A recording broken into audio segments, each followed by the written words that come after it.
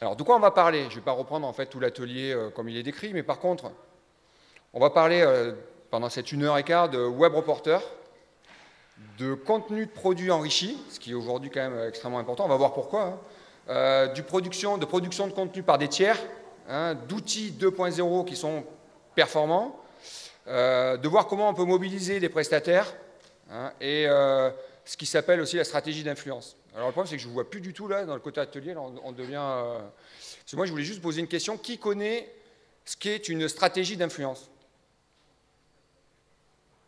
À tout France. D'accord.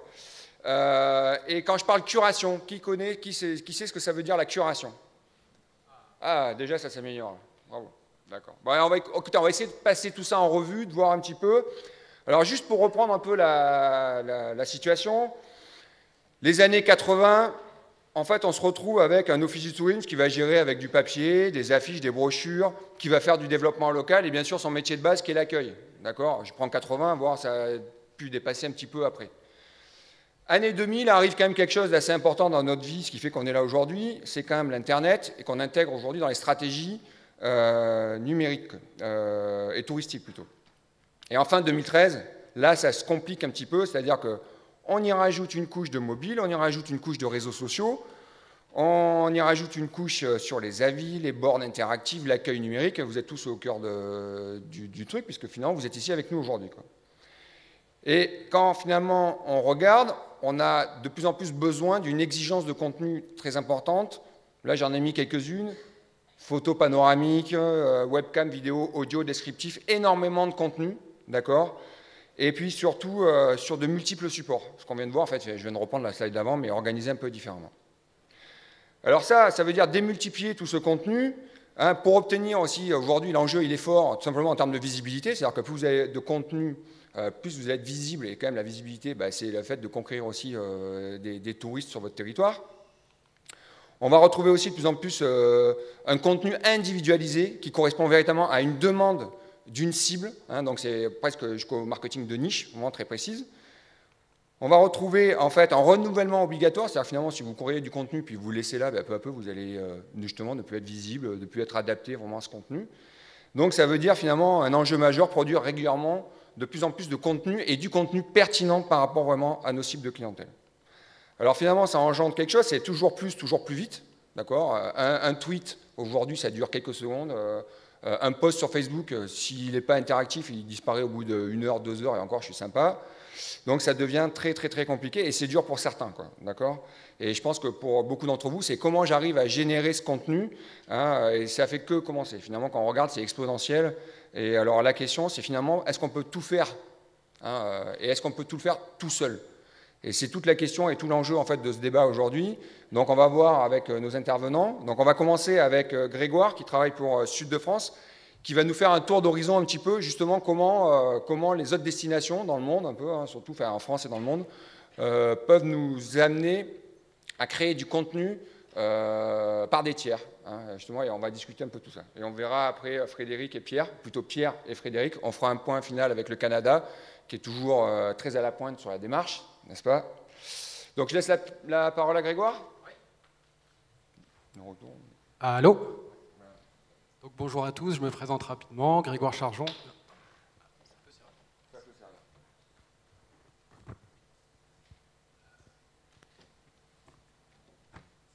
Donc Grégoire Chartron, chargé de projet web à Sud de France Développement et puis aussi blogueur à mes heures perdues sur le weboscope.fr, que vous connaissez peut-être.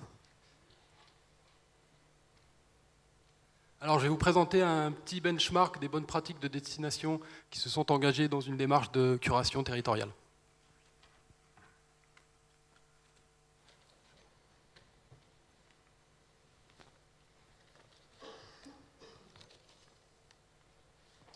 Alors, avant tout, un court propos introductif pour un peu vous présenter, expliciter les différents avantages que peut tirer une destination à s'engager dans une démarche de curation territoriale. Alors, premier avantage, mise en avant de la diversité et de la richesse des regards portés sur une destination. En effet, les habitants, les artistes, les touristes, les partenaires institutionnels, professionnels, journalistes, etc., toutes ces personnes peuvent se révéler être de véritables experts de la destination et des générateurs de contenus qualitatifs, originaux et pertinents. Dès lors, on peut se poser la question, pourquoi se priver de la diversité, de la multiplicité de ces regards portés sur une destination ? Un des deuxièmes avantages, c'est tendre vers la désinstitutionnalisation des contenus.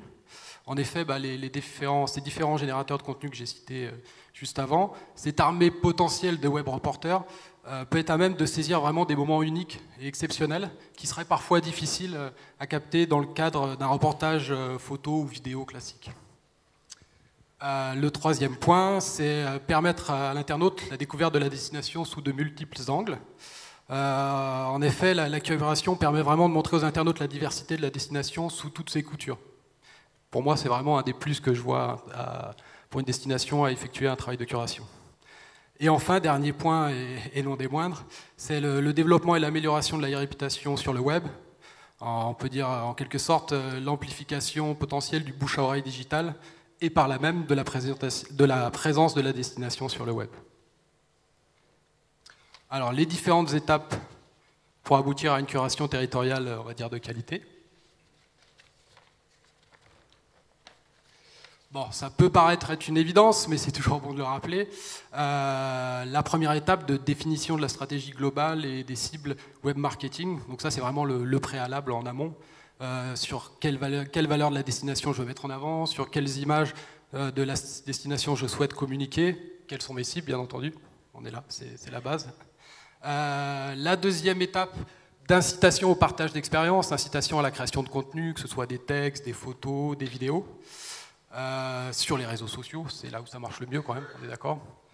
Quand on parle par exemple d'Instagram et de Twitter et qu'on veut s'engager dans l'incitation au partage d'expériences, il faut vraiment réfléchir au hashtag qu'on souhaite mettre en place pour trouver quelque chose de pertinent, que l'utilisateur va avoir plaisir à utiliser et qui va être aussi parlant, quoi, court et qui va en un seul mot en fait être l'essence même du message qu'on veut faire passer. Voilà. Peut-être expliquer ce que c'est qu'un hashtag. Tout le monde connaît un hashtag ? Le mot dièse peut-être, comme dirait Fred, ou le mot-clic. Est-ce que je pense que tout le monde connaît, plus ou moins. Ceux qui ne connaissent pas, ils n'iront pas là, mais vas-y, tu peux expliquer en 2 secondes peut-être ? Non, c'est la possibilité que ce soit dans un tweet, maintenant sur Facebook depuis pas longtemps, et sur Twitter, et sur Instagram notamment, de pouvoir, entre guillemets, on va dire, mettre une thématique, je dirais, à un post, de pouvoir le personnaliser et surtout le mettre en lien avec toutes les personnes qui utilisent ce même mot-clic. Voilà, c'est ça la définition pour faire simple et court. On va le voir en exemple juste après. Tout à fait. Ensuite vient l'étape de collecte et de tri des contenus de qualité, l'étape de curation en elle-même. Alors, moi j'aime bien cette étape-là, c'est quelque chose que j'ai fait quand j'étais à l'Office de tourisme de Montpellier qui me plaisait vraiment. C'est en quelque sorte, c'est prendre le pouls de la destination en temps réel. C'est vraiment, ça permet, lors d'un événement, par exemple d'un festival assez important sur une grande ville par exemple, de pouvoir voir ce que les gens pensent de l'événement, les photos qu'ils prennent. C'est un travail vraiment intéressant. Bien sûr, en fonction de la taille de la destination, ça peut s'avérer être un travail de fourmi parfois, ça c'est sûr. Et enfin, une fois que l'étape de curation proprement dite a été réalisée, on arrive à tout ce qu'est l'éditorialisation, la mise en avant et la contextualisation des contenus sur le site web portail de la destination, sur des blogs si on en a, sur des sites thématiques. C'est bon ? Ouais, ça fait double. Sur Facebook, sur Twitter, sur Tumblr, Instagram, YouTube, Vimeo, Dailymotion, Scoopit, etc. Tout cela en lien, bien entendu, avec la stratégie digitale définie en amont. Ça va de soi. Donc on va rentrer à proprement parler dans le petit benchmark que je vous ai préparé. Dans un premier temps, je vais vous parler de l'exemple de l'Australie, qui est vraiment pour moi, je trouve, une démarche assez réussie et assez aboutie de curation territoriale. Donc il y a 2 ans maintenant, l'Australie a lancé un compte Instagram. On voit ici la phrase descriptive du compte Instagram qui est vraiment très explicite. Australia, there's nothing like Australia. Tag Australia or see Australia to give us permission to repost here on Facebook or on Twitter. Bon là, je ne vous traduis pas, mais je pense que c'est quand même très explicite. Le compte Instagram de l'Australie en quelques chiffres. Bon, ce n'est pas forcément les chiffres qui comptent le plus, mais c'est quand même intéressant d'en parler. Plus de 200 000 contributeurs en 2 ans. Hein. Le compte a été lancé il y a 2 ans. Un total de 8 millions de likes de photos. Près de 100 000 commentaires au total. Et j'avais noté, je crois, si mes souvenirs sont bons, plus de 400 000 photos à ce jour hashtaguées avec, taguées Sea Australia. Le fonctionnement du compte Instagram de l'Australie est assez simple. En fait, aucune des photos du compte Instagram, aucune des photos présentes sur le compte Instagram de l'Australie n'a été réalisée par l'Australie elle-même ou par une commande à un tiers. C'est uniquement des photos d'Instagrammeurs.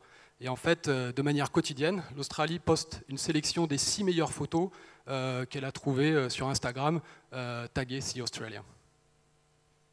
J'ai décidé de mettre un peu dans la peau de l'Office de tourisme d'Australie pour imaginer comment ils pouvaient procéder au niveau de leur travail de curation. Donc on peut imaginer qu'ils utilisent un outil comme Tagboard ou un outil similaire qui permet en fait d'effectuer une veille sur un hashtag spécifique à travers différents réseaux sociaux. Tagboard le permet notamment à travers Twitter, Instagram, Facebook, Vine et Google+, par exemple. Donc début septembre, l'Australie a repéré cette photo en haut à gauche que vous voyez, qui a été prise dans le Queensland, dans un parc national du Queensland. Et voilà, elle correspondait pleinement à la ligne éditoriale souhaitée par l'Australie, donc elle décide de la poster sur son compte Instagram.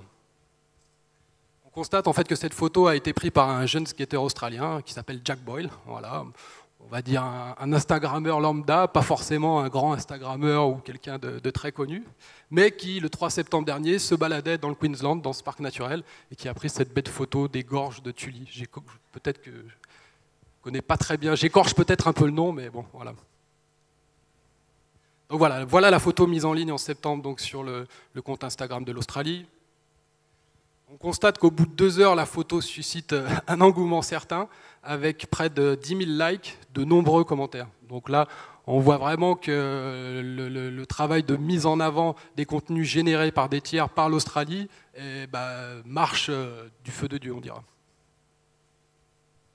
Alors la photo est automatiquement aussi reprise sur la page Facebook de l'Australie, 5 millions de fans au passage. 4,5 quand même. Bon, j'ai grossi un peu. Est-ce qu'il y en a qui sont allés voir la page Facebook de l'Australie? Vous pouvez lever le doigt?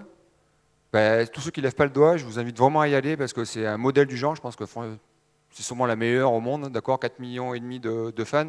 Puis surtout quand on se rend compte que finalement, c'est pas eux qui gèrent le contenu, quoi. C'est juste les chefs d'orchestre. Hein, c'est la slide que j'ai oubliée juste à la fin. C'est-à-dire qu'ils pilotent tout ça, c'est magnifique quand même. Hein. Sur le cadrage initial, quand même, je pense même sur le côté couleur. Et je suis sûr qu'ils respectent des codes couleurs, peut-être dans le choix des photos, ainsi de suite. Il doit y avoir une ligne éditoriale spécifique là-dessus, je pense, parce que c'est vrai qu'il y a une homogénéité quand même en toutes les photos qui sont postées. Source d'inspiration. La photo est reprise aussi automatiquement sur le fil Twitter de l'Australie, près de 70 000 abonnés. Donc là encore, de nombreux retweets, de nombreuses réactions. Et voilà, donc on peut constater qu'au bout d'une semaine, la photo de Jack Boyle a atteint presque les 15 000 likes. Jack Boyle en a l'air très satisfait. Il a eu, grâce à l'Australie, son petit quart d'heure de gloire numérique. Et voilà, il remercie l'Australie d'un petit message sympa en lui disant clairement, j'ai rarement autant de likes sur mes photos. Merci beaucoup l'Australie, you made my day. La star, quoi. C'est ça. Je voulais faire un petit focus sur les possibilités qu'offre Twitter depuis un certain temps et Facebook depuis un peu moins, la possibilité désormais de sortir les contenus, que ce soit des photos, des vidéos, un post, un tweet, du réseau social, par un simple code HTML en fait. J'ai fait un petit exemple d'intégration de ces photos sur mon blog pour vous montrer la réutilisation potentielle de ces contenus. Et je trouve cette fonctionnalité vraiment intéressante parce qu'elle permet de réutiliser ces contenus sur un site web, sur un blog, etc. Et donc de toucher des gens qui potentiellement n'étaient pas sur un réseau social à la base. Donc pour moi, c'est vraiment l'intérêt de pouvoir encore une fois démultiplier la viralité potentielle d'un contenu, quoi. Alors, je vous ai fait pour vous montrer la qualité des photos et la multiplicité et la richesse des regards des Instagrammeurs sur l'Australie. Je vous ai fait une petite sélection de photos que j'ai trouvé sympa. Donc celle-ci a été prise à Sydney. Donc voilà, la personne prend de ses doigts un des ponts de Sydney. Elle est assez magique cette photo. Nos chers amis endémiques de l'Australie, le petit koala, c'est mignon. Une photo de Brisbane la nuit. J'aimais bien les couleurs aussi. Une photo d'un spot de surf australien qui a été pris avec cet effet miniature là qu'on appelle le tilt shift. Un très beau rendu, je trouve que vraiment qualitatif. Encore une photo qui a été prise dans le Queensland, dans le parc national dont je parlais tout à l'heure. Voilà. Personnellement, j'aimerais bien être à la place du monsieur. Je suis bien ici aussi, mais... Et enfin, les kangourous. En parlant d'Australie, voilà. Il y a un jeu qui est intéressant à faire sur l'Australie. À la limite, ce qu'on pourrait faire, c'est d'essayer de déterminer la ligne éditoriale à travers la lecture de la page Facebook. Ça serait assez intéressant. C'est-à-dire, qu'est-ce qu'ils ont fixé comme objectif, quelles sont leurs cibles, leur code couleur, ainsi de suite. Et ça serait assez intéressant même entre vous de le faire. Je pense que par rapport après à l'organisation justement de création de contenu, ça permettrait de cadrer la chose. J'ai essayé de la trouver sur le web quelque part, je ne l'ai pas trouvée, mais par contre j'avais trouvé un article intéressant j'ai oublié son nom, j'ai mangé son nom, d'un des directeurs, on va dire social media, qui bosse à l'Australie, et qui expliquait que vraiment ce travail de curation et de mise en avant des contenus gérés par les utilisateurs allait être une des thématiques sur laquelle ils allaient vraiment insister dans les années à venir, quoi. Je vous ai parlé d'Instagram, de Facebook, de Twitter. L'Australie a aussi monté un Pinterest qui est assez sympa, qui regroupe près de 1500 photos réparties en 40 tableaux différents, 40 tableaux qui présentent les différentes destinations au sein de l'Australie. Donc un beau travail. 4000 followers, c'est pas énorme, mais j'ai regardé les photos dans le détail, c'était vraiment bien fait. La manière dont ils l'ont pensé, c'est simple, mais c'est efficace. Et enfin, Scoopit, je pense que l'outil de curation par excellence que vous connaissez tous. Donc l'Australie a aussi monté un Scoopit qui cette fois-ci est plutôt à destination des professionnels du tourisme australien.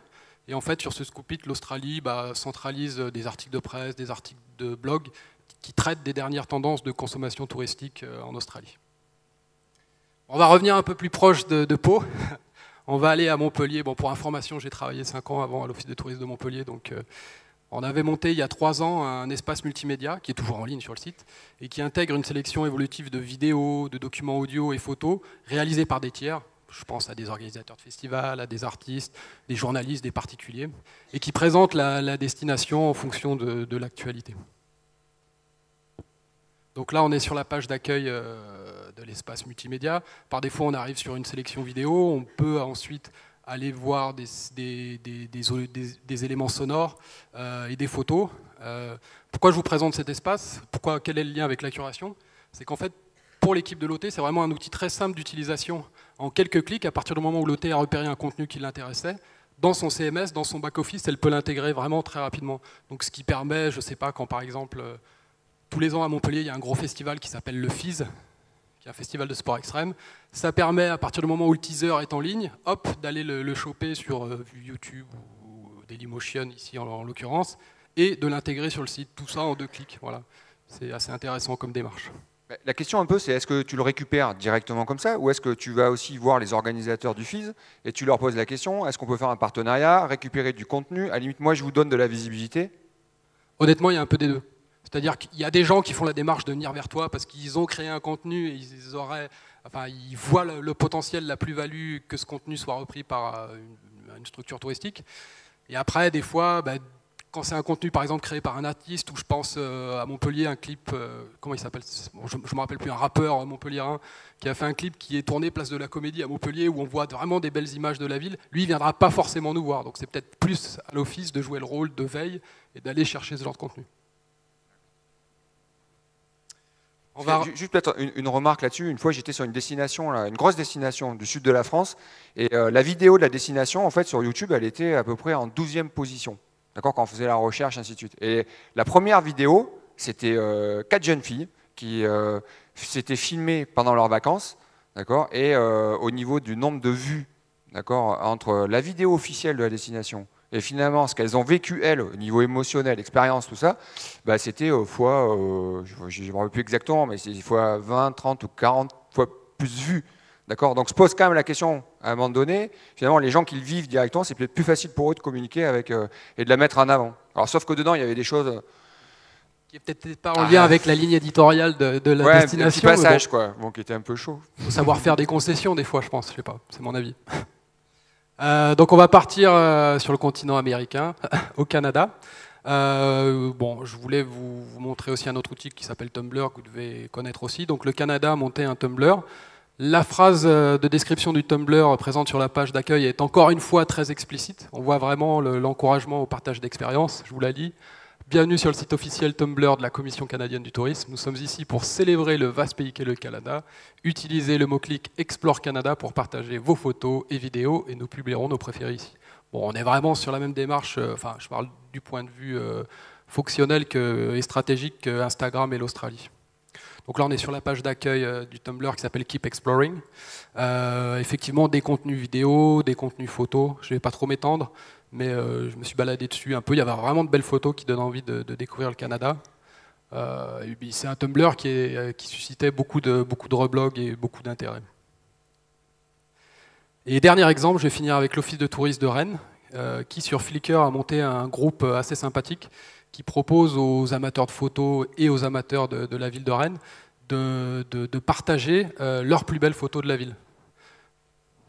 Donc ce compte Flickr, ce groupe Flickr a été monté en avril 2011, donc il y a 2 ans et demi maintenant, et il regroupe déjà près de 1500 photos et 153 membres. Alors honnêtement, je ne connais pas du tout Rennes, c'est une ville que j'aimerais découvrir un jour, et j'ai passé environ 10 minutes sur ce Flickr et j'ai trouvé des photos magiques et des instants magnifiques.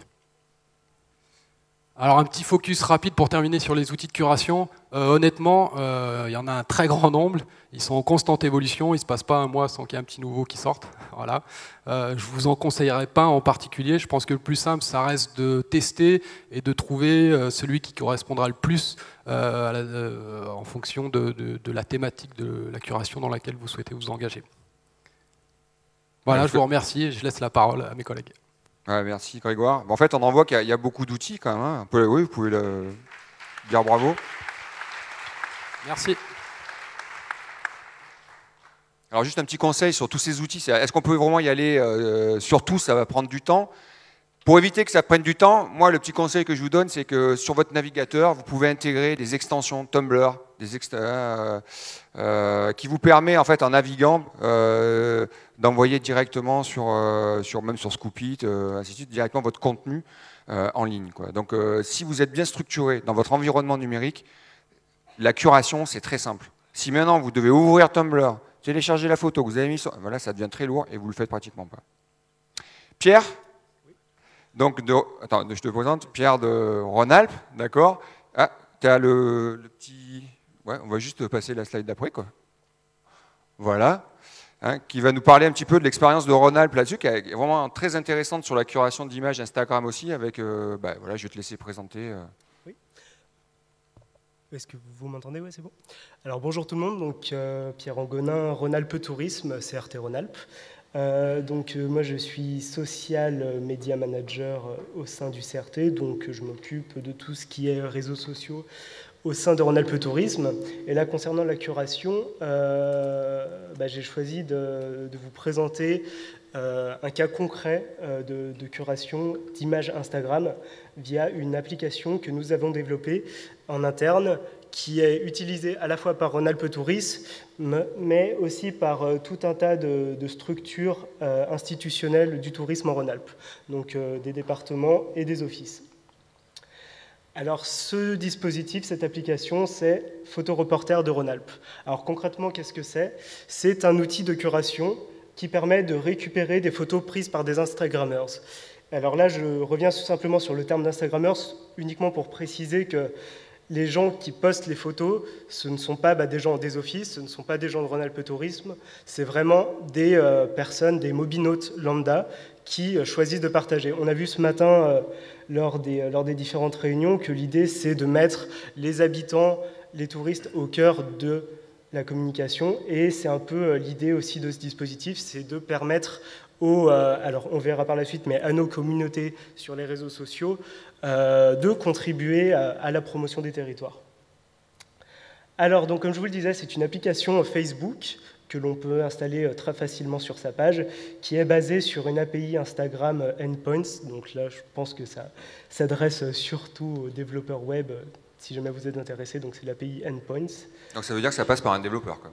Ça passe par un développeur. Nous, on a fait ça en interne, puisque Sean Worm, qui est là-bas, et que je profite pour remercier, a développé l'application lui-même. Donc voilà, c'est quelque chose qu'on a développé en interne, mais effectivement, ça nécessite quand même des connaissances de développement. Donc c'est un service gratuit que nous mettons à disposition de l'ensemble des institutionnels du tourisme rhône-alpin. Alors je reviendrai dessus rapidement par la suite pour vous expliquer en fait, dans quelle mesure ça a été mis en place. Donc concrètement, au niveau du fonctionnement, comment ça marche? Alors en fait, c'est une application qui vous permet de configurer jusque 3 tags maximum, donc 3 hashtags, comme on l'a dit tout à l'heure, et qui permet donc de faire remonter les photos liées à un territoire sur la page Facebook de celui qui a installé l'application. Ces photos, ensuite, il est possible de les récupérer pour faire sa propre animation. Donc ça, c'est super efficace, notamment pour les petits offices qui n'ont pas forcément le temps de faire leur animation, de choisir le contenu, etc. Là, c'est le contenu qui vient à nous, on choisit, on sélectionne, on prend la photo, on la publie. Ça marche parce qu'on sait très bien que la photo, c'est ce qui marche le plus, c'est ce qui génère le plus d'interactions sur les réseaux sociaux. Donc voilà, c'est vraiment du contenu, je dirais, de qualité, très facile à obtenir. Autre point de cette application, donc, qui permet en fait de générer un flux XML, donc un flux RSS, en gros, pour intégrer ce flux de photos sur les sites internet de manière transparente. Donc ça, on le verra, je vous montrerai un exemple. Donc Rhône Tourisme l'a fait, l'Ardèche aussi, Ardèche Tourisme est en train de le faire sur son nouveau site. Dernier point par rapport au fonctionnement de cette application, il permet donc de modérer des photos. Donc ça, c'est super utile aussi parce que, on l'a vu, comme vous le disiez tout à l'heure, voilà, on peut parfois avoir des photos qui n'ont rien à voir avec le territoire. Donc on a la possibilité de modérer ces photos. Alors j'insiste sur le a posteriori parce que ça peut paraître risqué, mais c'est vraiment un choix qu'on a fait parce que ce qui fonctionne chez Instagram, c'est le principe d'instantanéité.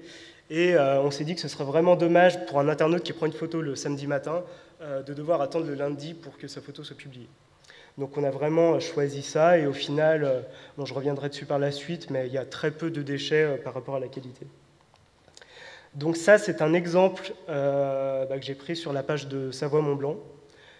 Donc à gauche, vous avez le back-office de l'application avec votre nom d'utilisateur, l'ID de l'utilisateur qui est en gros l'ID de la page Facebook, de votre page Facebook, le choix des tags, donc jusque de 1 à 3 tags à choisir. Ces tags, on peut les modifier comme on veut en fonction des événements, en fonction des saisons. Et enfin, tout en bas, le flux RSS qui se génère avec à l'intérieur, bien évidemment, la photo, mais aussi le nom de la personne qui a pris la photo, parce que même si ce n'est pas obligatoire, c'est quand même essentiel d'un point de vue éthique de citer la personne qui a pris la photo, la géolocalisation et les tags utilisés. Et donc, à droite, le front, visible par tous les fans de Savoie-Mont-Blanc, avec la possibilité de naviguer. Alors, une curation de photos efficace, concrètement, qu'est-ce que c'est? Notamment par rapport à ce dont je vous parlais tout à l'heure, et ce dont on a parlé aussi, par rapport à certaines photos qui ne sont pas forcément qualitatives. Alors nous, il y a certains conseils qu'on donne en fait aux offices, aux départements qui veulent se lancer dans la curation. D'abord, c'est de choisir un tag qui ne soit pas trop généraliste. Parce que même si on sait que plus on va choisir un tag généraliste, plus on aura de photos, forcément, mais moins elles seront qualitatives. Par exemple, si je prends le hashtag Lyon, je vais avoir tout un tas de belles photos de la place Bellecour, mais je vais aussi avoir des photos de soirées étudiantes. Et ça, j'en ai pas forcément envie. Donc l'idée, ça va être de choisir des tags qui seront peut-être un petit peu plus ciblés. Alors là, je vais prendre quelques exemples de personnes qui sont d'ailleurs dans cette salle. Loire Tourisme et puis Valence, qui ont deux problématiques. Valence avec la ville de Valence en Espagne, donc il a fallu trouver quelque chose. Et Loire Tourisme avec les châteaux de la Loire et les autres départements de la Loire, plus le fleuve Loire. Donc voilà, il y a certaines choses à prendre en compte avant de choisir son tag. De la même manière, Grégoire l'a dit tout à l'heure, il faut que les tags soient simples, il faut qu'ils soient facilement mémorisables, parce qu'il faut toujours garder à l'esprit que les internautes sont en situation de mobilité. Donc si on fait des tags de 3 km de long, ils ne vont jamais s'en rappeler. Donc il faut vraiment rester simple. Enfin, alors ça, c'est l'application le permet, mais je pense que ça s'applique à toute curation, c'est faire évoluer ces tags en fonction des saisons, des événements que l'on souhaite couvrir. Alors, cette application, je vous le disais tout à l'heure, donc elle est disponible pour tous les institutionnels du tourisme rhône-alpin. Elle est utilisée actuellement par une trentaine de structures. En fait, on a lancé ce dispositif pour Rhône-Alpes Tourisme en novembre 2011, et en fait, on a eu pas mal de succès par rapport à ça. Alors, c'était tout début d'Instagram en France, donc voilà, ça a mis du temps à démarrer, mais à peu près une période qui a coïncidé avec le rachat d'Instagram par Facebook, ce qui a généré énormément de buzz, etc.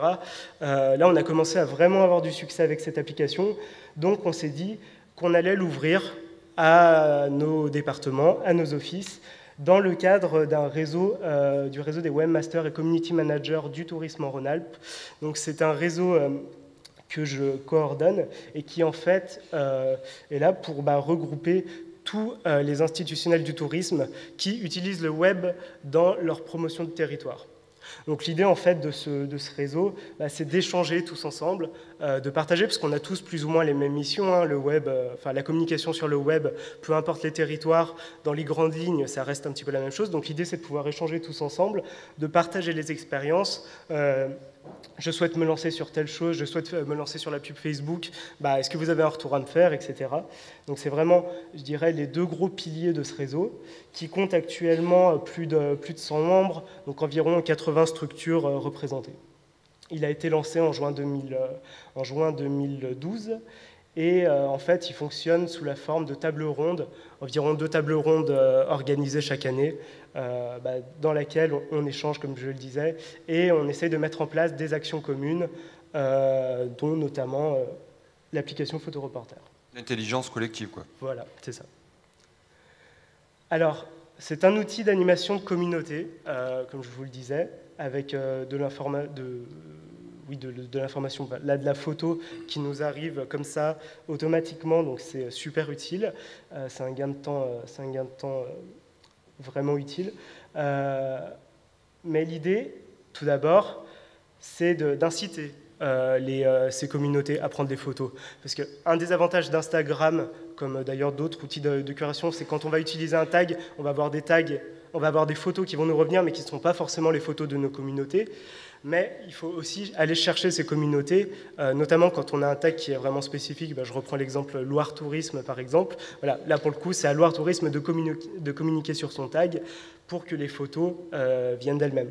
Donc, de l'incitation en ligne, alors via les réseaux sociaux, bien évidemment, puisque c'est ce cœur de cible que l'on souhaite toucher, via les cibles Internet, via des newsletters, via de la presse et blog. Alors ça, donc je disais ça à venir, parce que en fait, l'application, pour le moment, on n'a pas communiqué dessus. On va le faire incessamment sous peu. En fait, simplement, on travaille sur une autre application à côté de ça, qui utilise notre système d'information Citra et qui permet en fait de récupérer de l'information depuis notre système d'information et de l'afficher sur les pages Facebook dans des onglets dédiés. Donc en fait, on est en train de faire un communiqué de presse un petit peu généraliste sur les services que nous proposons et qui va sortir incessamment sous peu. Incitation offline aussi, bien évidemment, via les offices de tourisme et les animateurs numériques de territoire qui relaient sur le terrain aux touristes, mais aussi aux professionnels du tourisme en leur disant, voilà, dites aux touristes de communiquer sur ce tag pour récupérer les photos. Et si je suis un bon photoreporter, là, j'ai quelque chose à gagner ou pas? Pas encore. Ah. Mais c'est des choses sur lesquelles, effectivement, on peut réfléchir. On le verra d'ailleurs, de mémoire, c'est Bourg-en-Bresse, je vous ai mis une capture, qui a organisé cet été un jeu concours par rapport à ça. Donc voilà, je vous ai mis des exemples d'incitation. Alors, en commençant en haut à gauche par l'Ardèche, voilà, qui a utilisé tout son bandeau pour inciter ces communautés à devenir photoreporters de Rhône-Alpes et donc de l'Ardèche. En dessous, Bourg-Saint-Andéol en Ardèche aussi, qui a fait un petit photomontage sympa avec différentes photos utilisées. Valence, qui, dans une animation dans un de ses posts, a aussi sollicité ces communautés à partager des photos avec le tag Valence Tourisme.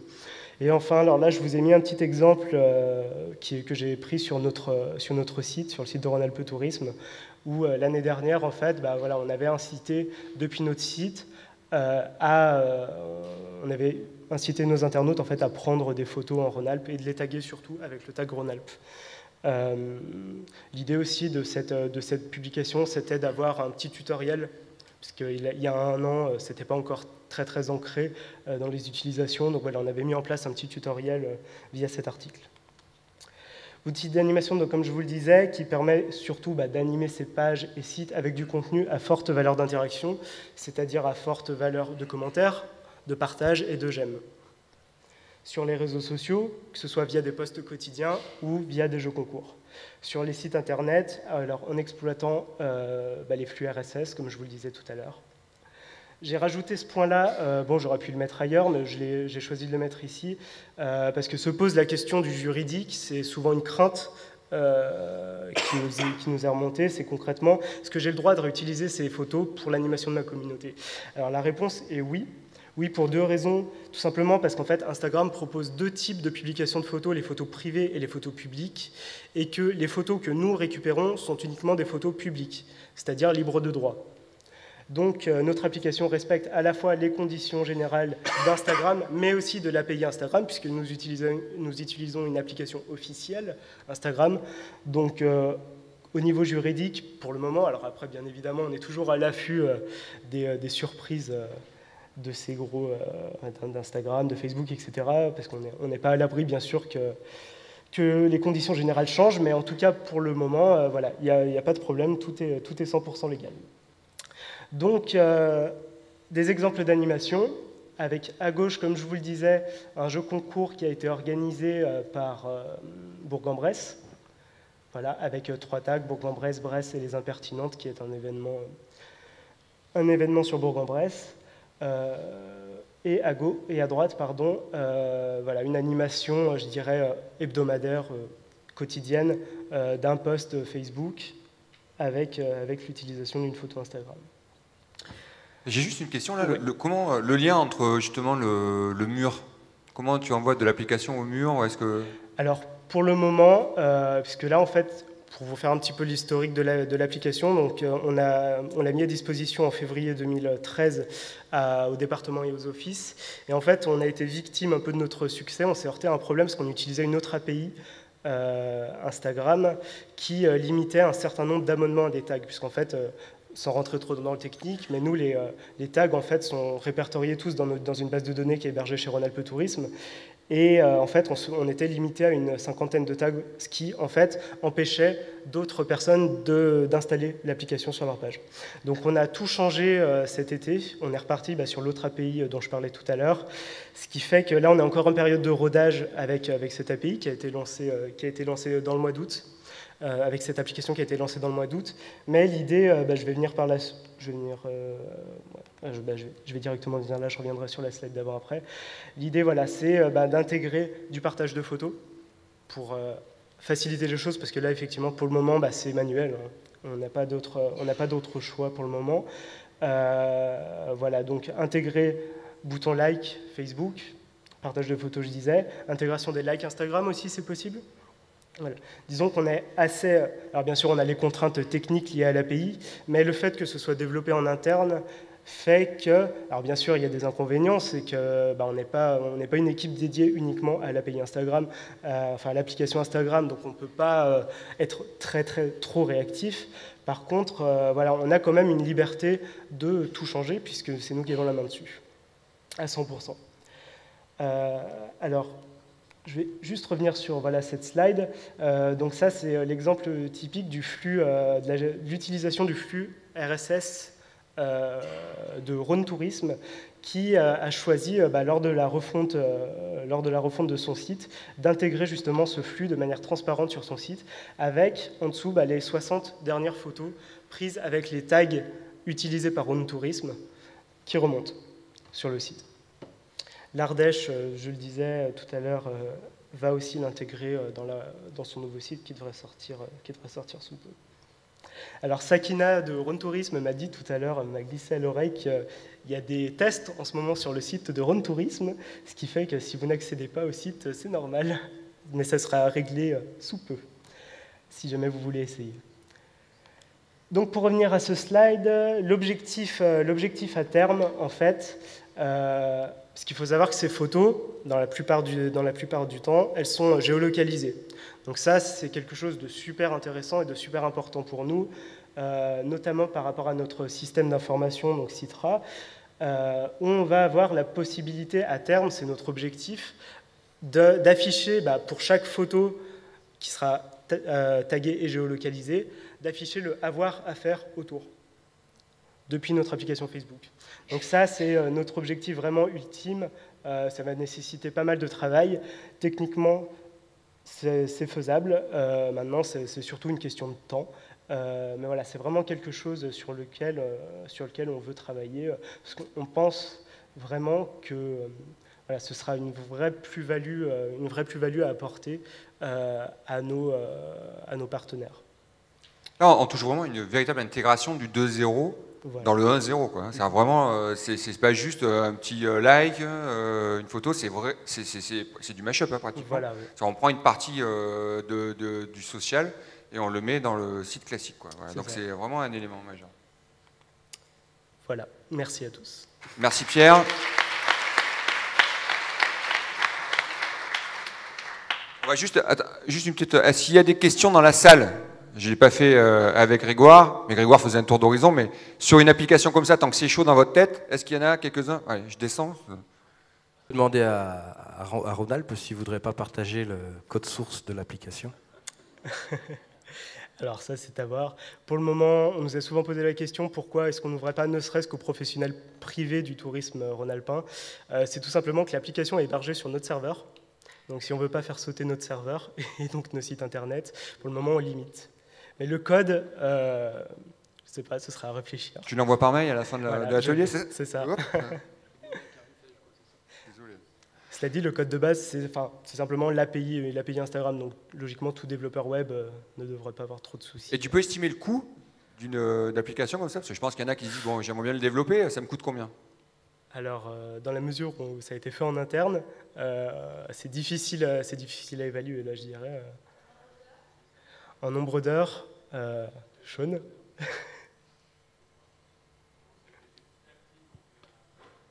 C'est fait petit à petit, c'est difficile.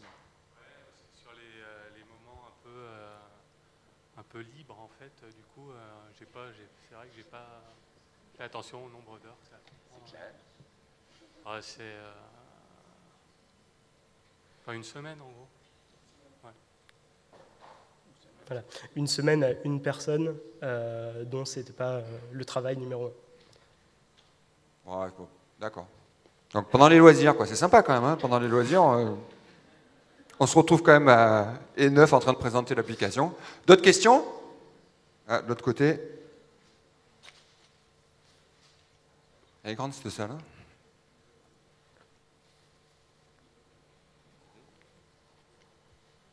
Bonjour, Fabrice Lyon des Touraine. Donc, je connaissais le principe, j'avais déjà vu votre site et la mise en place du photoreporter. Je ne l'ai pas mis en place pour des raisons techniques auprès de mon prestataire. Je voulais savoir à peu près en moyenne combien récupérez-vous de photos par mois ou par Alors, là, concrètement, je ne vais pas pouvoir vous répondre pour la simple et bonne raison que l'API qu'on utilise, en fait, on ne stocke pas les photos ni les données, les informations des photos sur nos serveurs, donc on n'a aucun moyen de calculer.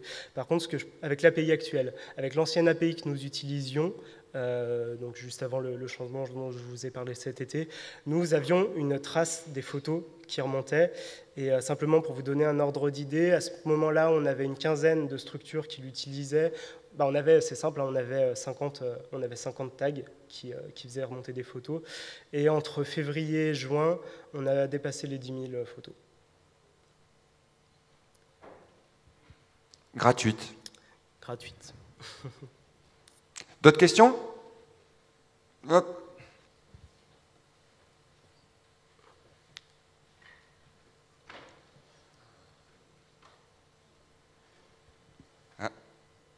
Désolé, ça prend un peu de temps. Oui, donc Amélie, ANT à la Provence Verte, j'ai une question parce que moi j'ai essayé de mettre ça en place donc, sur la page Facebook de l'Office avec le hashtag Provence Verte et en fait donc, je republie manuellement les photos donc, sur la page et je cite les Instagrammeurs et je me demandais si vous faisiez ça aussi ou si on pouvait s'en passer. Alors, légalement, on peut s'en passer. Nous, on le fait parce qu'on se dit que c'est une marque de respect pour les Instagrammers. Mais effectivement, légalement, il n'y a rien qui ne précise qu'il faille citer le nom de la personne, enfin de mémoire. Hein. C'est ce que fait l'Australie aussi sur sa page. Ok, merci. Ouais. Nous, on le fait parce que l'idée aussi, on a eu le cas notamment avec une Instagrammeuse, je ne sais pas si ça se dit, une Instagrammeur, qui est très très active et qui en fait était fan et a pris ses photos notamment via la page de Rhône-Alpes Tourisme, mais aussi via la page de Loire Tourisme, et qui du coup échange avec nous maintenant. Et c'est super pour nous parce que ça fait vraiment un interlocuteur qui prend des photos en plus de qualité. Et voilà, et du coup, on pense que malgré tout, le fait de citer la personne, ça crée du lien. Et c'est vraiment important, même si c'est du web, le lien reste quand même super important. Donc c'est pour ça que quoi qu'il arrive, on cite. Valoriser quand même sa communauté, c'est fondamental. Hein. Voilà. De toute manière, c'est la base. Hein. Frédéric, tu nous dis un peu comment le Canada s'y prend ? Oui, c'est ça. Est-ce qu'on m'entend bien? Non? OK, c'est bon. Ça va bien tout le monde? Good. Alors, on va passer à ma slide. On va parler de l'approche canadienne. Pour ceux qui ne me connaissent pas, moi, c'est la première fois que je viens à Pau. C'est super. Je suis en France depuis dimanche. Très privilégié, honoré d'être avec vous aujourd'hui. Donc, remis du décalage, par contre, pas tout à fait remis hier soir. Vous avez vu que j'ai une canne. Je me prends avec une canne. Ce n'est pas un artifice, c'est parce que je me suis blessé en jouant au soccer. Je devrais dire au foot. Donc, voilà. Alors, je vais vous parler aujourd'hui de deux exemples concrets. Pour ceux qui étaient au Franco-Québécoise à La Rochelle en juin, j'avais brièvement abordé l'effet Québec. Aujourd'hui, je vais pas en reparler, mais avec des résultats, donc ça sera intéressant. Et je vais parler aussi de ce qui se fait du côté de Montréal. Il y a l'information, vous voyez à l'écran, donc sur mon blog, frédéricgonzalo.com, si ça vous dit d'aller faire un tour. Je parle de tourisme, de web et de marketing. Évidemment, une approche québécoise nord-américaine, mais si la chose vous intéresse. Sinon, sur Twitter, c'est Gonzo Gonzo. C'est mon surnom. Alors, on part avec Tourisme Montréal. Tourisme Montréal, très active sur les médias sociaux, a pris un virage dès 2009. Tout ce qui était investissement au niveau de la publicité, ils ont fait un virage web, ils ont décidé d'arrêter d'investir de l'argent, par exemple, dans des publications traditionnelles, imprimées et autres. Ils ont donc pris ce virage 2009 et dès 2011, ils ont instauré des blogs, ils ont vraiment pris une approche numérique très forte. Un blog qui est en anglais à l'époque et depuis cette année, il est en français aussi.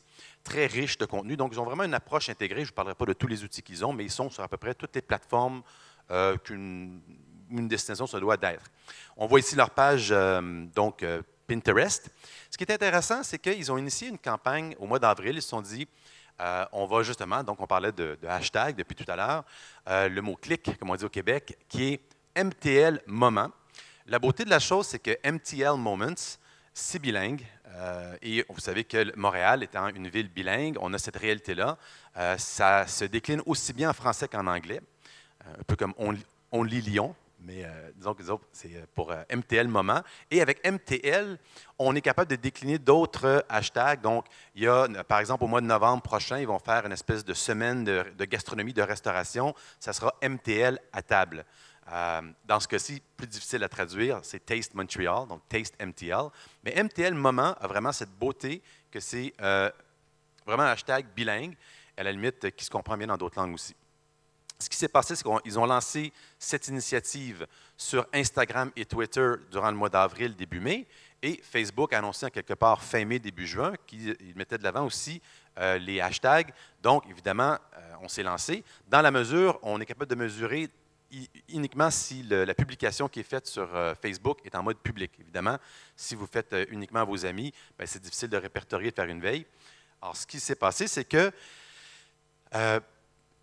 on a mis de l'avant, on a annoncé à tous les bureaux d'information touristique, on leur a donné des petits cadres rouges, comme vous le voyez ici, et on disait aux gens, si vous partagez un moment, essentiellement, cette campagne-là, c'est quoi? C'est que c'était pour les habitants, c'était pour les gens de Montréal de dire, quand vous vivez un moment intéressant, un barbecue entre amis, vous allez à un festival, ces petits moments qui font que Montréal est une belle ville où vivre, ben, on veut que vous les partagiez. Et évidemment, on a fait la même chose avec les touristes, les gens qui sont de passage.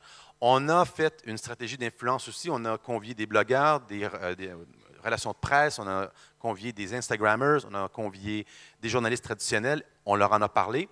Et donc, tout au long de l'année, et évidemment, ça a commencé petit, on a donc transmis ces petits cadres rouges-là dans tous les bureaux d'information touristique, également dans les hôtels, donc dans une trentaine d'hôtels clés.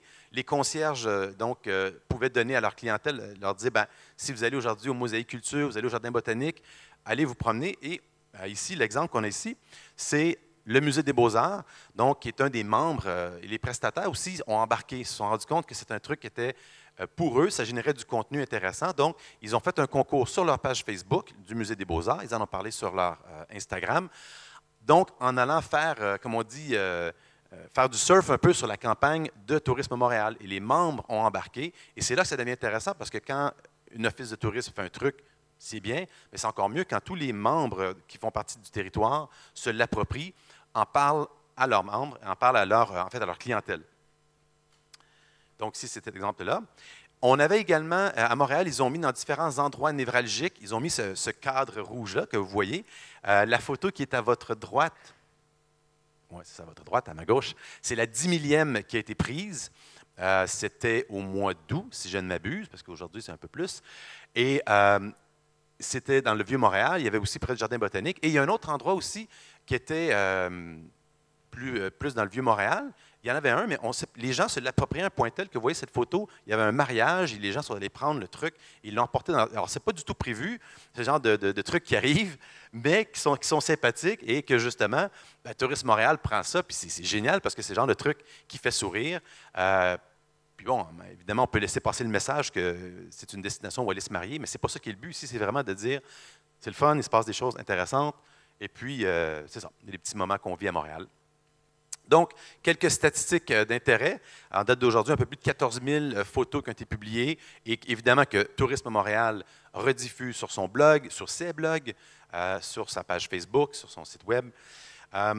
Selon les statistiques qu'ils ont analysées dans Radian 6, dans les premiers 90 jours, ça a eu une portée, en fait, une audience de 30 millions. On peut même décliner par pays. Ça a vraiment touché, je pense que c'est un peu plus de 18 pays dont on a parlé de cette initiative. Donc, on est capable de voir. Et ce qui est intéressant, c'est qu'il y a eu cette appropriation-là par les blogueurs qui se sont dit, tiens, c'est cool. Et donc, des blogueurs, souvent des blogueurs voyage qui vont à l'international, qui habitent Montréal, eh bien, ils trouvent ça cool, puis ils vont l'utiliser justement, évidemment, quand ils sont à Montréal. Les membres qui l'ont pris, et ont même le concept qui a été repiqué par d'autres depuis, ça, c'est le victime de son succès. Mais récemment, on a vu 2-3 exemples. Les gens à Tourisme Montréal prenaient ça avec un sourire en coin, mais trouvaient ça un petit peu plate. Mais dans des magazines de nourriture et autres, où des gens font des concours avec le petit cadre, et ils disent aux gens, prenez une photo de votre repas, puis partagez-le sur Instagram avec le même concept du portrait. Donc, voilà, quand une idée est bonne, aucun problème à la copier et de l'améliorer. Donc, c'est un bel honneur. Je vous amène maintenant à 280 km plus loin sur l'autoroute 20, sur l'autoroute 30, du côté de Québec. Québec a lancé une initiative, c'était au mois de mai. Quand ils ont lancé l'initiative, ça s'appelait l'Effet Québec, ça s'appelle encore l'Effet Québec. C'est un site web, l'effetquebec.com. Et ils l'ont lancé avec un concours pendant les 6 premières semaines pour inciter, dans les débuts, à ce que les gens aillent vraiment mettre du contenu. C'est encore en ligne aujourd'hui, on peut encore aller mettre des trucs, mais il n'y a pas l'aspect concours. Le concours, c'était vraiment pour, dans les débuts, s'assurer qu'on propulse. Et c'était quoi, essentiellement? C'est 2 volets. Il y avait un volet palmarès. On a cherché à faire différents palmarès, que ce soit... Et là, on demandait aux gens de Québec, en fait, d'aller dire c'est quoi leur coup de cœur, c'est quoi les endroits qu'ils trouvent génial, sympathiques, à l'extérieur des sentiers battus. Le petit endroit où est-ce que s'il y a un ami français qui vient te voir à Québec, tu dis, tiens, je vais t'amener pas, oui, on va aller faire un tour au Château Frontenac, oui, on va aller faire un tour à l'île d'Orléans, mais moi, j'ai un endroit, un petit coup de cœur où il n'y a pas personne qui connaît. En d'autres mots, faire comme les habitants, comme les gens de la place. Et on incitait donc les gens à suggérer des trucs, et les catégories, c'était, si je ne m'abuse, il y avait famille, il y avait un resto sur le pouce, il y avait fine gastronomie, il y avait shopping, il y avait, j'ai dit famille, oui, il y avait aussi sortie, donc nightlife. Donc, il y avait 6 catégories, si je ne m'abuse. Alors, un palmarès dans lequel on pouvait élaborer c'est quoi le top 10 basé sur le vote des gens, et aussi, on demandait aux gens de partager leur coup de cœur. Ce qui est intéressant ici aussi, et cette vidéo, ils ont créé des vidéos pour inciter les gens, donc ça a fait beaucoup parler. Et le contenu qui a été généré, encore une fois, ici, les membres se sont appropriés. On a 2 exemples. On a tout d'abord l'Aquarium du Québec, qui est un attrait quand même important à la Ville de Québec, qui a décidé de faire un concours sur sa page Facebook, justement en incitant ses fans à aller continuer d'aller voter. D'ailleurs, c'est l'Aquarium du Québec qui a remporté la palme à ce jour encore, parce que le palmarès peut changer, mais c'est le numéro 1 au niveau des activités familiales à Québec. Alors, ils se sont dit, il y a un palmarès et la Ville de Québec utilise maintenant ce site-là pour les contenus, non seulement online, mais aussi offline. Par exemple, quand ils font de la publicité sur le marché domestique du côté de Montréal, dans les journaux et autres, bien, ils mettent, par exemple, le coup de cœur de Sophie ou le palmarès tel que voté par les gens de Québec, plutôt que de dire nous, les gens de Québec, on vous dit que c'est ça qui est intéressant à faire. C'est Sophie, Julie, Christophe qui disent le coup de cœur, le petit endroit où aller. Donc, cet aspect d'authenticité dont on parle beaucoup, qui est un terme très galvaudé en ce qui me concerne, mais ici, je pense que c'est une bonne utilisation du mot. L'autre exemple, c'est le massif de Charlevoix, qui est un train touristique, une montagne et de l'hébergement à proximité de Québec. Et eux aussi, ils ont décidé de pousser une infolettre, une newsletter à leurs 20 000 abonnés, en faisant un concours et en leur disant « Allez voter pour nous ». Et d'ailleurs, ils ont également remporté meilleur ou le plus bel attrait du côté de Québec grâce au train touristique et grâce à l'appui, justement. Donc, les gens ont vraiment embarqué, non seulement les gens de Québec, mais les membres aussi qui font partie de l'Office de tourisme. Donc, ici aussi, ces résultats-là, soit dit en passant, étaient en date du début juillet. Je n'ai pas peur des résultats plus récents, mais c'était les résultats, si on veut, essentiellement après la fin des 6 semaines d'offensive. Et donc, ils ont été chercher 5200 adresses en opt-in pour pouvoir réutiliser ensuite pour faire de l'envoi de newsletters. Donc, c'est super intéressant.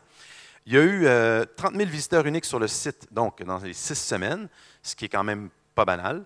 Mais regardez la statistique suivante, celle-là, c'est vraiment la plus incroyable. 3,19 minutes passées sur le site. Vous savez tous, si vous, le moindrement, vous gérez une page, que c'est beaucoup de temps. Donc, les gens prenaient le temps de bien lire, regarder ce qui se passait, aller commenter, aller rédiger des trucs. Il y a eu au-dessus de 37 000 votes enregistrés de gens donc, qui disent « Wow, ça c'est cool, je vais aller sur tel… » 1800 coups de cœur, donc 1800 personnes qui ont été suggérées une chose à faire, un endroit où manger ou à visiter. Ce qui est intéressant, c'est 13 000 suggestions donc, à ce niveau-là. Et il faut comprendre qu'il y a environ 1100 membres dans l'Office de tourisme de Québec. Et évidemment, il y en a plusieurs autres qui ne sont pas membres, qui ne cotisent pas. Ce que ça veut dire, c'est que sur les 13 000 suggestions, forcément, il y en a à peu près 12 000 qui étaient des suggestions qui ne sont pas liées à des membres.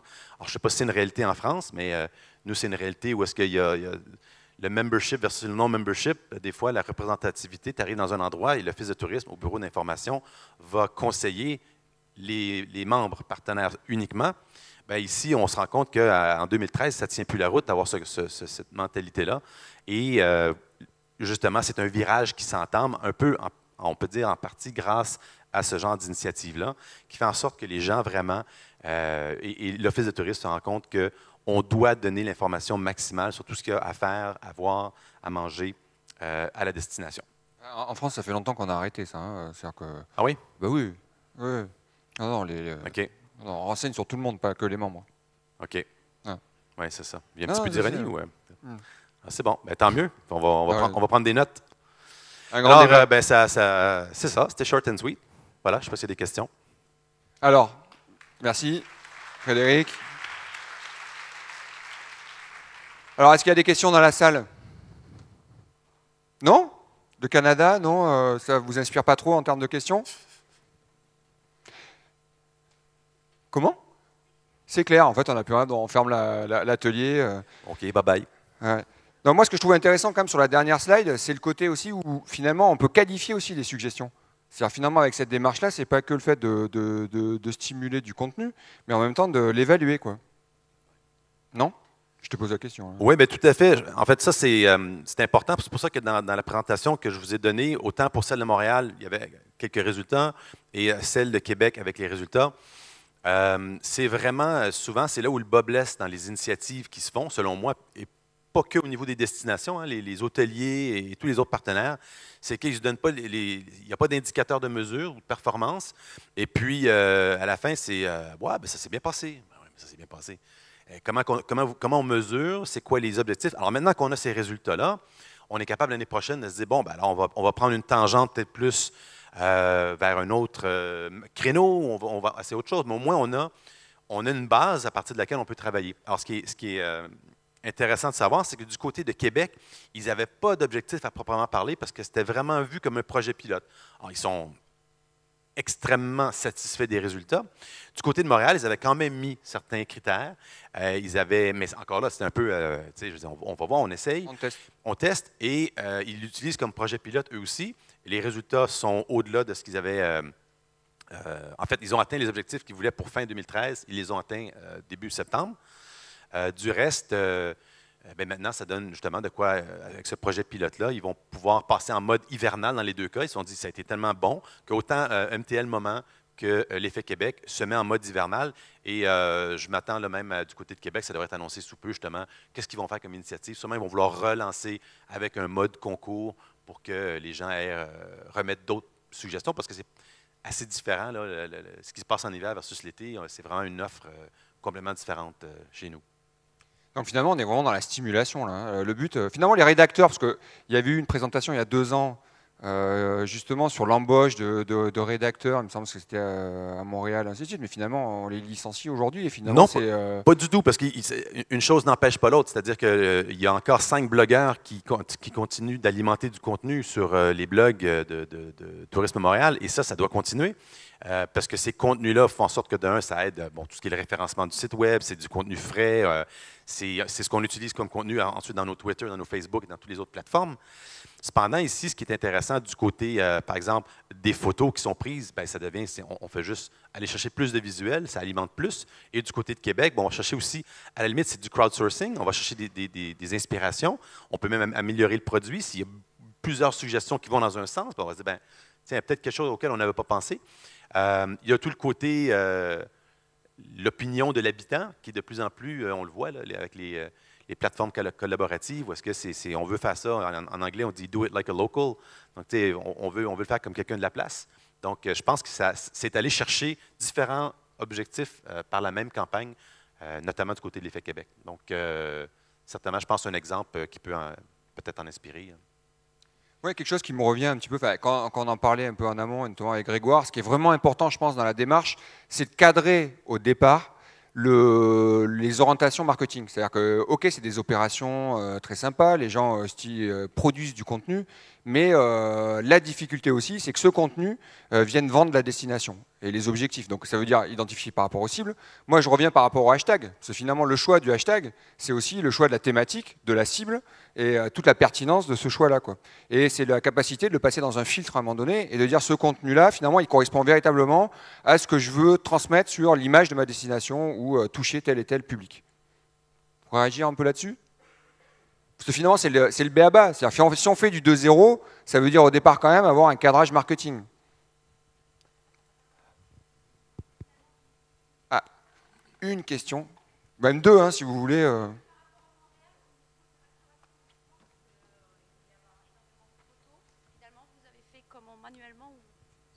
La question, c'est est-ce que la curation s'est faite de façon manuelle, c'est ça, pour les 14 000 photos? La réponse, c'est oui. Oui. Il n'y a pas d'API qui a été développé pour que ce soit automatiquement propulsé. Donc, par contre, ils ont instauré un tableau de bord cet été. Ils ont commencé donc à utiliser Radian 6, qui est quand même un outil assez sophistiqué, justement dans la perspective avec le projet pilote de MTL Moment. Donc, pour faire le monitoring, de voir, on parle de nous, à quel endroit, où sont prises les photos, mais au niveau de la curation, ce n'est pas ça qui a fait en sorte que, donc c'est vraiment les gestionnaires, ils ont quand même, les blogueurs, les gestionnaires de communauté qui devaient aller faire une veille puis dire, tiens, celle-là, elle est intéressante. Mais effectivement, est-ce qu'ils en ont échappé, qui auraient pu être bonnes? Oui. Mais bon, sur 14 000, on ne les prendra pas toutes non plus. Puis je pense que ce n'est pas l'objectif qui étaient là. Mais c'est effectivement partie des... en fait, je trouve ça intéressant, le truc qui a été développé du côté de Rhône-Alpes. Je vais en parler aux gens de Tourisme Montréal, ça va sûrement les intéresser. Merci. Merci.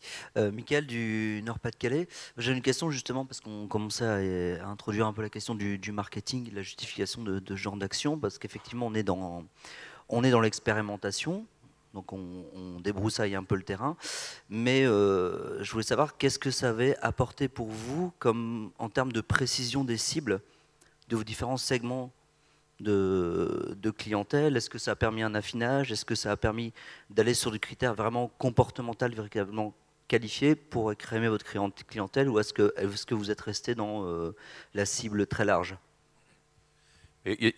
Par rapport à Montréal ou Québec, ou les deux? Oui. Bien, il faut comprendre que du côté de Québec, déjà, c'était ciblé. C'est des créneaux qui sont ciblés. Le shopping, parce que quand même, à Québec, c'est dans la province, c'est là où il y a le plus de centres d'achat per capita. Il y a beaucoup de gros centres de shopping de qualité. Donc, le shopping, d'une part, tout ce qui est gastronomie, que ce soit sur le pouce ou fine cuisine, nightlife, familial. Familial est un gros créneau au niveau des... Et donc, c'est pour ça que ces créneaux-là, les palmarès, c'est pas un hasard. Ils n'ont pas fait un...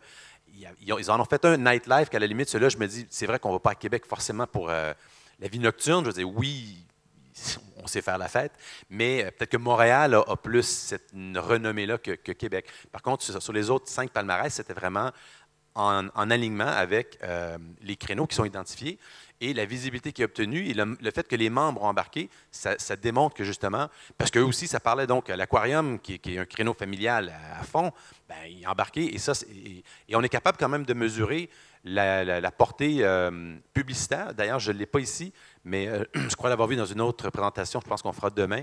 On est capable d'évaluer la valeur monétaire ou publicitaire que ça aurait coûté compte tenu, comme je disais tantôt, des 30 millions de portées sur la campagne sur Montréal.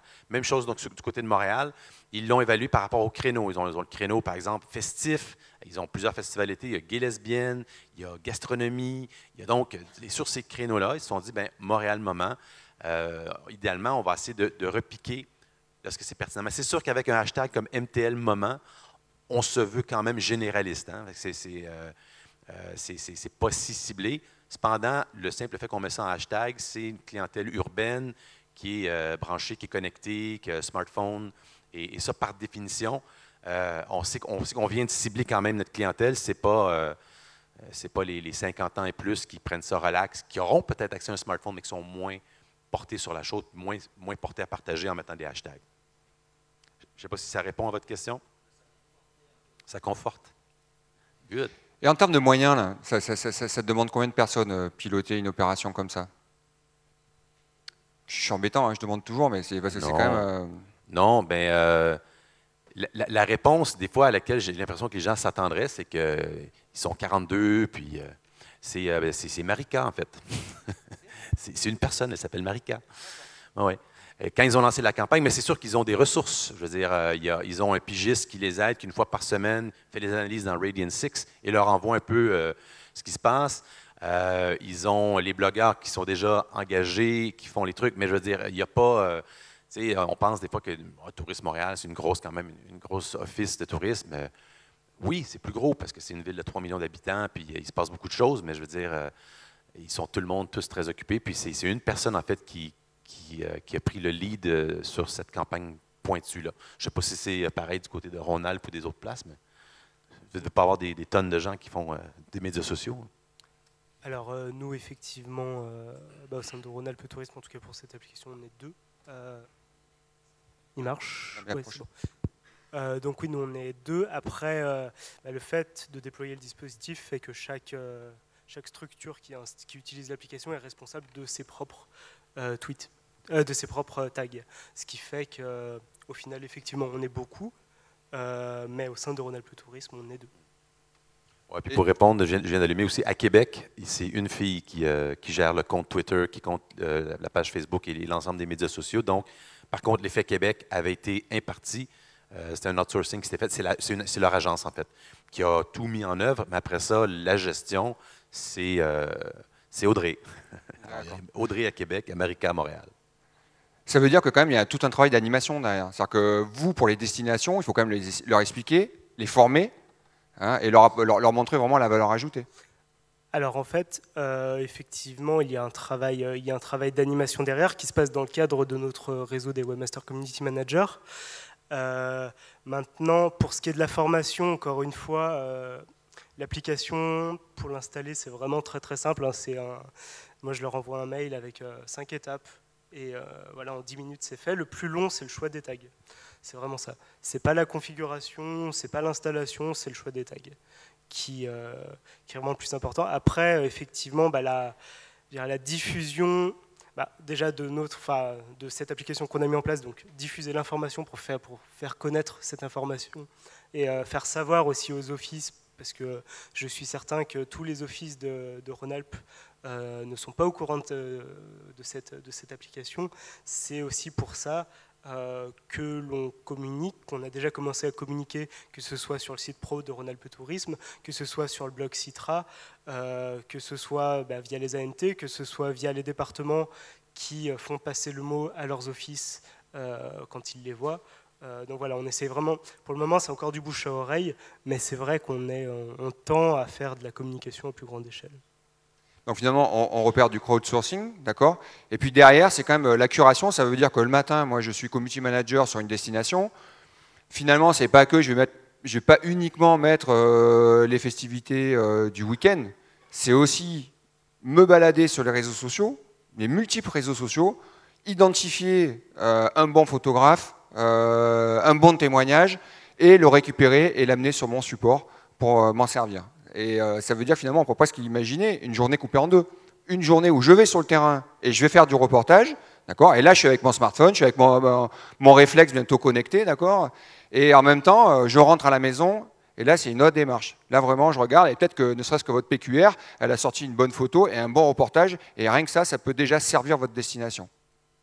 On est d'accord ? Tu parlais aussi en propos introductif de la quantité des contenus maintenant qui sont générés et de leur durée très courte dans le temps. Pour aller dans ton sens aussi, je pense, pour mener un travail de curation efficace, il faudrait dans l'absolu pouvoir faire ça aussi le week-end à temps plein, enfin quasiment. Je pense si à Montréal ou dans une grande ville, s'il y a un grand festival qui se passe le week-end, pouvoir saisir ces moments-là et les retransmettre sur une page Facebook ou sur un compte Instagram, bref, en direct pour que les likers ou les followers y aient accès, ce serait peut-être un peu utopique, mais ce serait une belle chose. Le samedi, ça marche, le dimanche, c'est plus compliqué, et après 22h aussi. Mais bon. C'est pour ça, justement, pour en venir, qu'on avait choisi la modération a posteriori de nos photos, pour pas laisser un blanc dans le week-end, dans la diffusion des photos. D'accord. D'autres questions dans la salle ? Ah.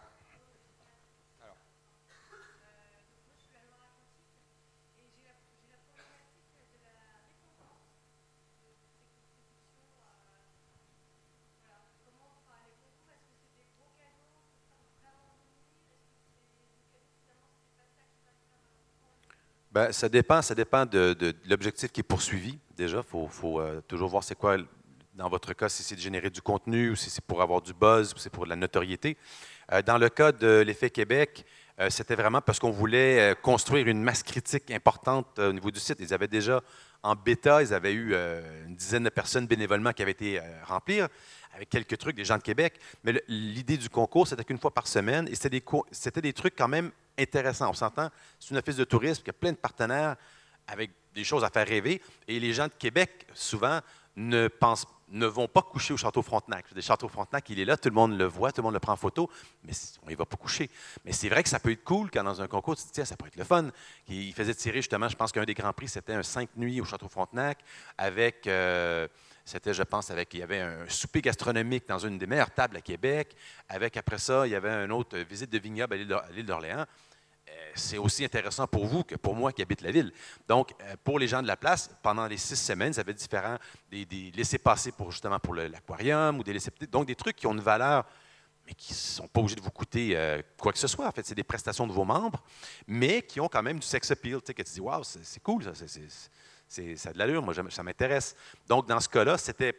Et le concours, en fait, s'adressait aux gens de Québec, mais ça serait la même dynamique qu'on ferait, j'imagine, si on veut faire venir des gens. Par contre, là, il faudrait juste voir la nature des prix ne serait peut-être pas les mêmes. Mais les concours, comme on dit tout le temps au niveau des médias sociaux, hein, c'est à prendre avec un grain de sel ou c'est à utiliser de façon parcimonieuse, je dis toujours, parce que surtout sur Facebook et d'autres outils, des fois, je ne sais pas comment on dit en France, mais on attire surtout les courailleux de concours, là. Puis, je veux dire, c'est intéressant, mais justement, il faut que ce soit quand même, le concours soit aligné avec votre destination. Toujours le fameux exemple des destinations qui font tirer un iPad. Là, vous allez attirer des courailleux de concours. Par contre, si c'est pour des nuitées, des prestations à destination, bien, c'est des gens qui déjà, ça les intéresse. Donc, je ne sais pas si ça répond à votre question. Hein. Ça veut dire peut-être aussi, ça fait le lien avec l'animation des professionnels. C'est quand même quelque chose qui est extrêmement... Les socioprofessionnels, en fait, ils sont acteurs aussi de cette démarche-là. On peut faire quelque chose avec eux, ne serait-ce qu'ils peuvent offrir des gains, ils peuvent faire le relais de l'opération, donc c'est quand même extrêmement important. Et moi, j'ai envie de rajouter aussi une chose, ce qui est important, c'est quand on travaille sur une cible de clientèle, hein, ça se fait, on peut faire des matrices de clientèle, c'est-à-dire qu'on les décrit, tout ça, et à un moment donné, moi, je laisse toujours une ligne. Qu'est-ce qui peut les intéresser en termes de cadeaux? D'accord. Et de voir après, c'est-à-dire que si moi je prends les bikers par exemple, hein, je sais qu'il y en a dans la salle, et qu'est-ce qui intéresse un biker? D'accord. Moi, c'est un peu poussé là-dessus, mais peut-être qu'on peut lui offrir un réservoir chromé, je sais pas, d'accord, et faire le lien avec son professionnel qui tient le magasin Harley Davidson, d'accord. Donc c'est vraiment, je pense que c'est vraiment important, c'est un tout. Hein, c'est une démarche marketing, c'est l'animation, c'est collé à une communication et c'est aussi impliquer complètement les professionnels.